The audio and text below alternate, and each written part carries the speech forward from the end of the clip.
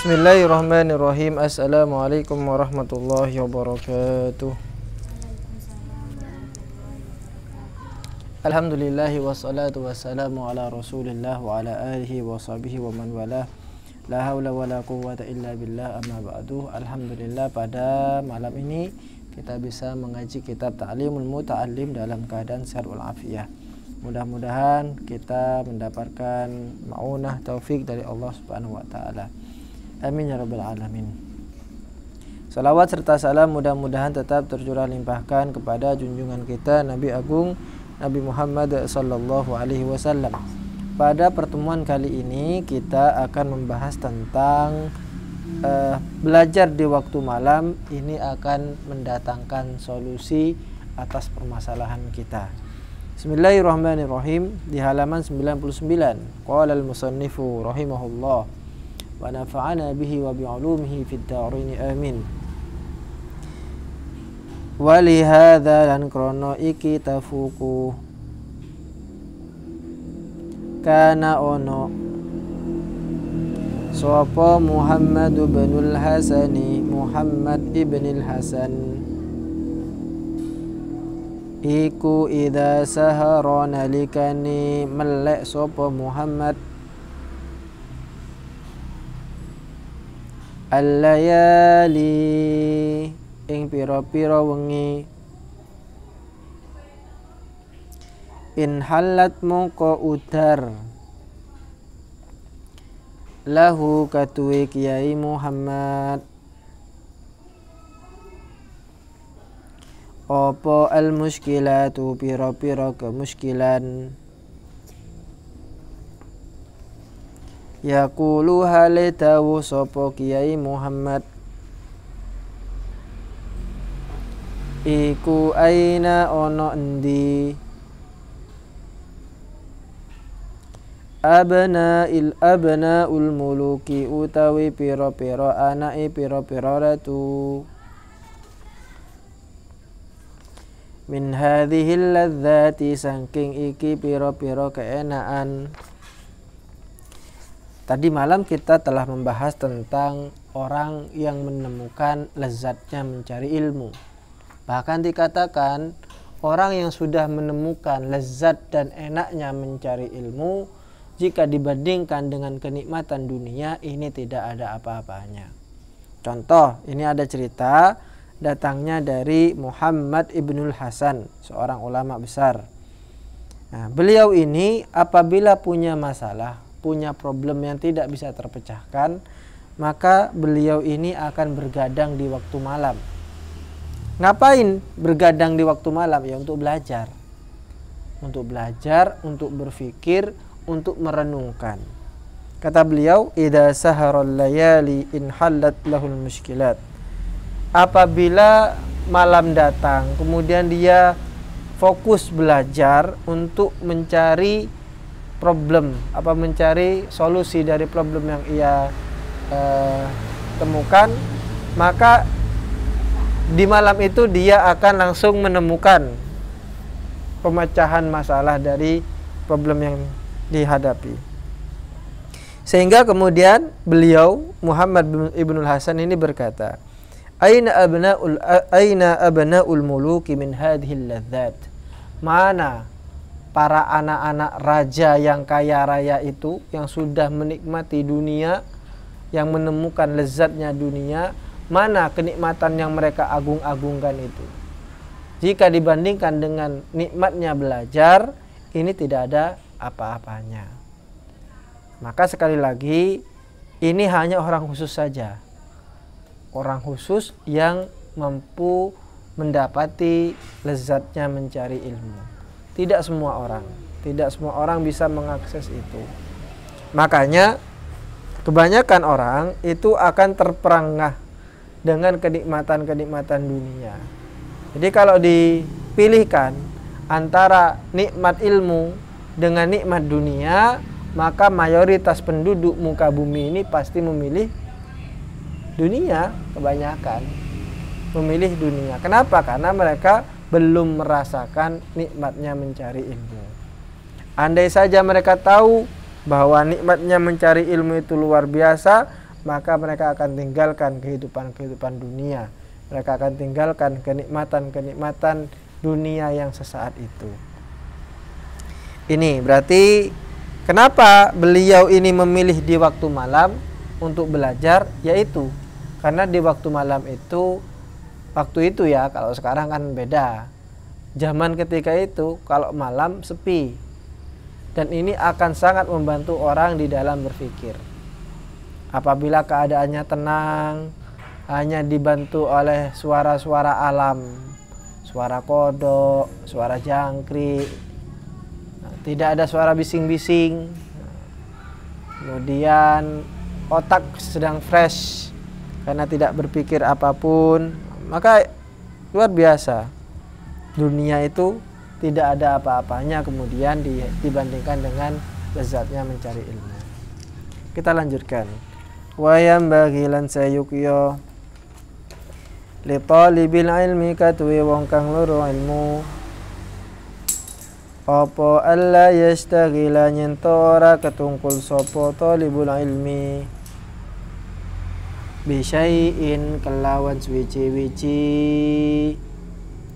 akhara kang weneh wairil ilmi kang liyane ilmu wala yuridha lan yentora mingu sapa talibul ilmi anil fikhi sangking ilmu fikih. Artinya wayam bagi li talibil ilmi, wajib bagi orang yang mencari ilmu, wajib apa? Alla yastaghila bi syai'in akhar ghairal ilmi, tidak menyibukkan diri dengan yang lain selain dari ilmu. Artinya harus fokus. Orang belajar, orang yang mencari ilmu harus fokus mencari ilmu. Ya ada apa-apa kalau memang ada pekerjaan-pekerjaan yang lain. Satu misal karena keharusan untuk mencari cuan, kata sampean. Ya tidak apa-apa, silakan. Hanya saja itu sampingan. Kalau kita kan sebaliknya sekarang. Orang mencari ilmu, kemudian dia kok menemukan pekerjaan yang enak, sehingga mencari ilmunya ini kemudian menjadi sampingan. Awalnya itu adalah tujuan utama, cuman karena dia tersihir oleh lezatnya dunia, akhirnya dia menganggap mencari ilmu itu sampingan, sedangkan bekerja itu kemudian menjadi hal yang utama. Nah, jangan sampai. Ada masanya nanti, pasti akan ada masanya. Kalau saat ini sampean sedang fokus belajar, kuliah, silakan kuliah, tidak apa-apa. Sambil bekerja, tidak ada masalah. Hanya saja harus ada yang diprioritaskan, mana yang perlu diprioritaskan. Dan itu pasti akan berjalan dengan semuanya, tergantung dari sampean menjadwal kegiatan-kegiatan sampean itu. Maka timing untuk men-schedule itu penting sekali.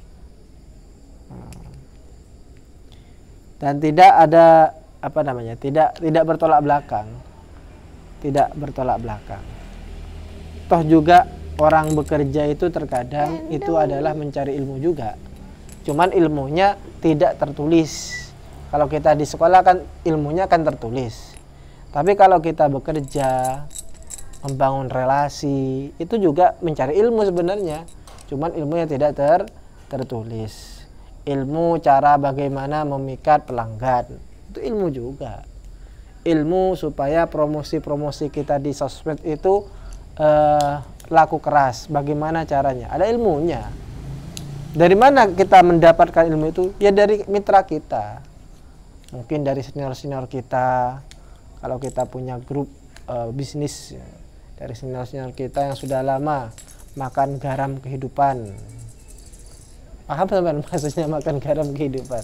Bukan ngakan bujo, bukan. Punya banyak pengalaman. Makan garam kehidupan. Manis pahitnya kehidupan dia sudah tahu. Tapi tetap mencari ilmu itu yang utama dan yang pertama. Yang lainnya tidak apa-apa sambil kerjakan, tapi tidak dijadikan yang utama. Artinya kalau ada yang berbenturan antara ilmu dengan yang lain ilmu, maka kalian akan memilih ilmu itu. Ini pengertian dari wa yanbaghi li talibil ilmi alla yastaghila bi syai'in akhar ghairil ilmi wa la yu'ridu 'anil fiqh, dan dia tidak menolak ilmu fikih, tidak menolak ilmu-ilmu agama. Qala ngendika sapa Muhammadun, Yai Muhammad rahimahullahu taala,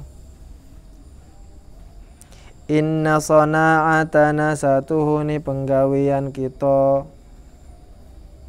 hadihi ya iki penggawean ilmu fikih, minal mahdi awit sangking bandolan,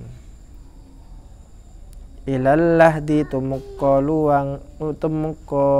luang landak, maksudnya liang lahat. Faman mongko sapane wong aroda kang ngarepaken sapa man ayat ruka ing nyento ninggal sapa man ilmana ing ilmu kita, hadza ing iki ilmu fikih, sa'atan ing dalem sak jam, falyatruk mongko becik ninggalo hu ing wong apa as-sa'atu sak jam. Artinya ini ada pengakuan dari seorang ulama besar bernama Muhammad. Beliau berkata, sesungguhnya perbuatan kita yaitu mencari ilmu, sina'ah di sini atau sona'ah di sini perbuatan mencari ilmu. Sesungguhnya perkara mencari ilmu itu dimulai minal mahdi, dari ayunan, maksudnya sejak kita bayi, ilal lahdi sampai mengunjungi liang lahat alias meninggal. Orang tidak lagi punya kewajiban mencari ilmu yaitu ketika sudah diantar oleh keranda, kemudian diiringi kata la ilaha illallah, itu sudah baru tidak ada kewajiban mencari ilmu. Tapi kalau selagi nyawa masih berada di kandung badan, kianyaba ya, apapun waktunya, kapanpun, itu tetap kita ada kewajiban mencari ilmu. Sekali lagi,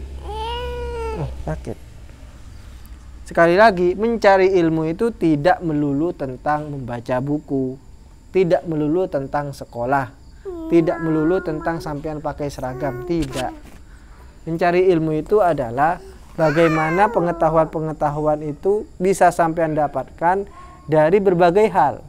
Bisa sampean dapatkan dari jalan, bisa. Contoh, sampean di jalan melihat ada orang yang memberikan donasi kepada orang lain. Dia menghambur-hamburkan uangnya untuk diberikan kepada orang lain. Itu pelajaran. Oh, ternyata kita hidup itu harus dermawan.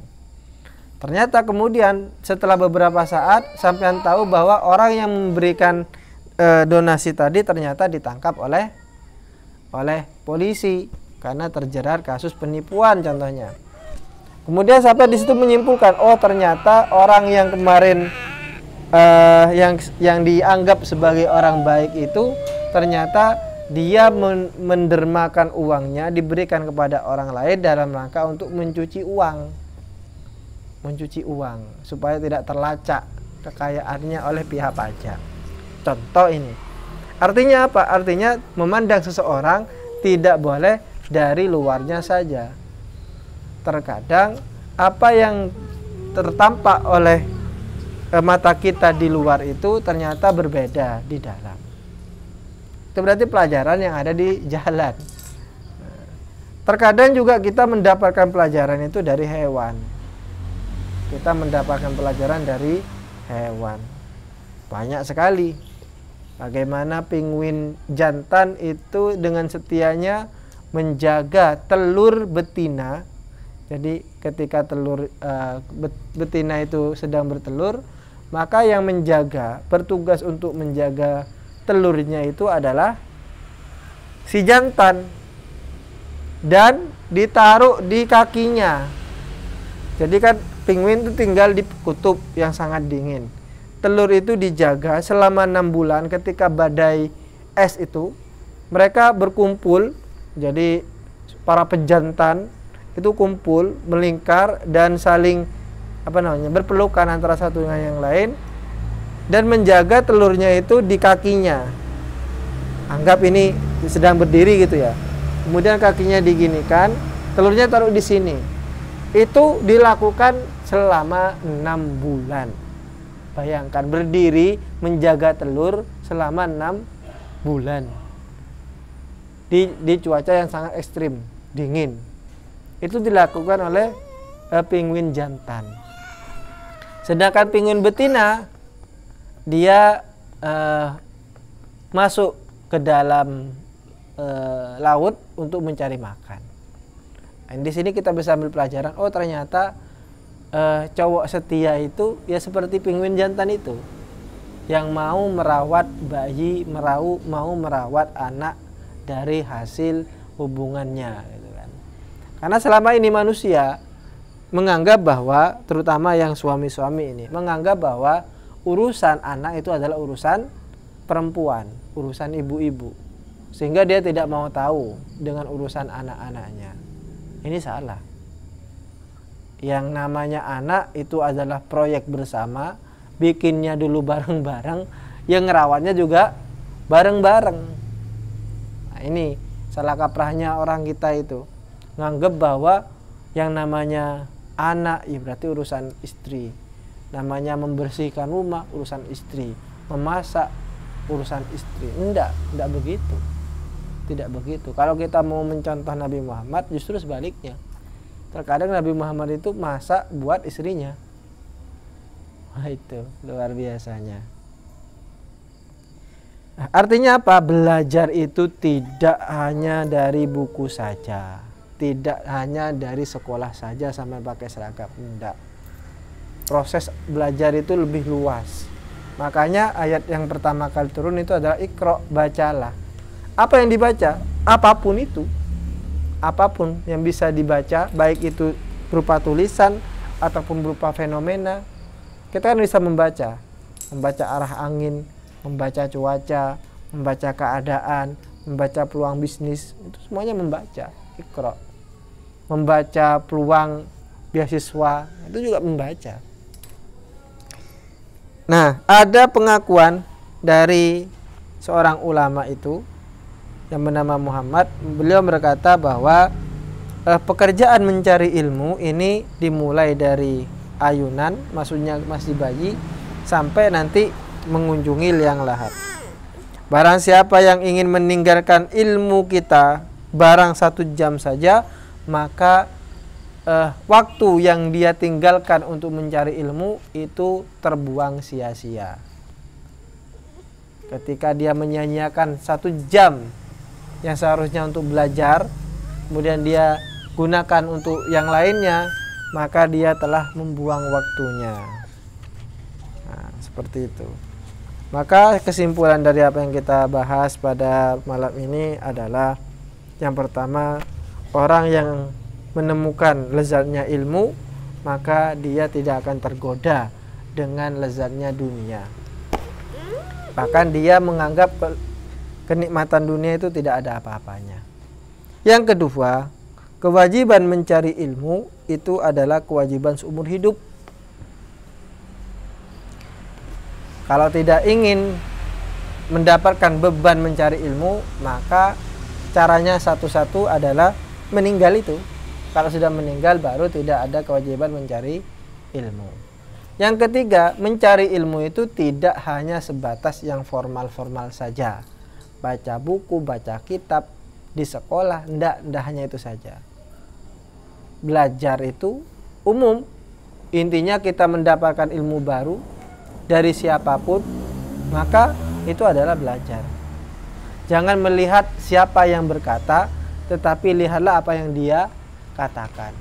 Meskipun itu berasal dari sesuatu yang sangat hina sekalipun, tapi kalau itu sangat bagus, maka kita ambil.